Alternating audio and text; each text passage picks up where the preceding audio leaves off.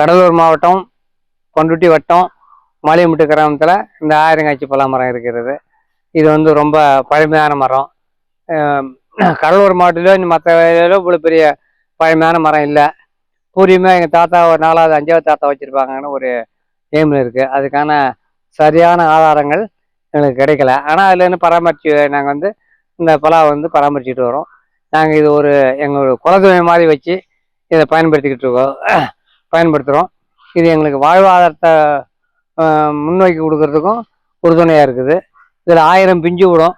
1000 பிஞ்சு அப்படியே விட மாட்டோம். ஒரு 250 300 தான் விடுவோம். மற்றெல்லாம் கட் பண்ணி போட்டுருவோம். ஒரு கன்னி வரும்போது, கன்னிங்கிறது இதே மாதிரி கிளை வரும்போது அதில் 5 காய் 6 காய் வரும். நாங்கள் ஒன்று தான் அதை வந்து பயன்படுத்துவோம். மற்றெல்லாம் கட் பண்ணி போட்டுடுவோம். சின்ன பிஞ்சு வந்து புளிமா செய்கிறதுக்கு நல்லாயிருக்கும். இதே மாதிரி சின்ன காய். இதே மாதிரி காய் வந்து இது வந்து பிரியாணி செய்கிறதுக்கு ரொம்ப உகந்தது.